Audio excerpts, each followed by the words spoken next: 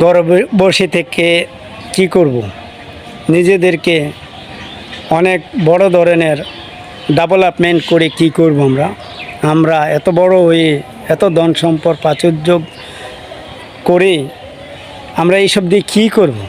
আমরা সকলে মিলে ঐক্য হই, আল্লাহ তাআলাকে রাজি খুশি করানোর জন্য আমরা সর্বদাই ইসলামের পথে চলার চেষ্টা করি। আমরা বুঝে আসুক, আমাদের বুঝে আসুক আর না আসুক, আমরা এই পৃথিবী ছেড়ে চলেই যাব এক সময় না এক সময়। কেননা এই পৃথিবী থাকার জায়গা না। আমরা কিন্তু আল্লাহর দরবারে, আল্লাহ রসুলের দরবারে আমরা কিন্তু হাজির হব ইনশাল্লাহ। কেননা কাল হাশরের মাঠে আমরা কি জবাব দিব আল্লাহর কাছে।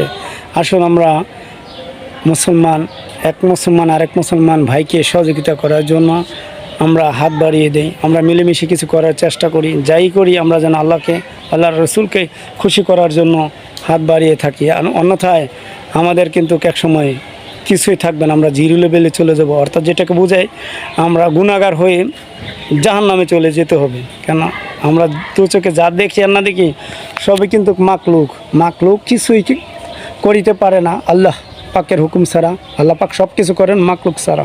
সেজন্য বলতেছি আমাদের এই জায়গাটা স্থায়ী না, আমাদের স্থায়ী ঠিকানা হচ্ছে পরকাল। সে পরকালের জন্য আমরা আসুন ফিলিস্তিনি ভাইদেরকে সহযোগিতা করার জন্য আমরা এগিয়ে যাই। যদি আমরা এগিয়ে না যাই আমাদের পোড়া কপাল হয়ে দাঁড়াবে, আর আমরা পোড়া কপাল হলে আমাদেরই লস হবে। আসুন আমরা নিজেদেরকে ভালো পথে নেওয়ার জন্য, আল্লাহ তাআলাকে, আল্লাহ রাসূলকে খুশি করার জন্য একটু অগ্রসর হই, যেন আল্লাহ তাআলা আমাদেরকে কবুল করেন। আমিন।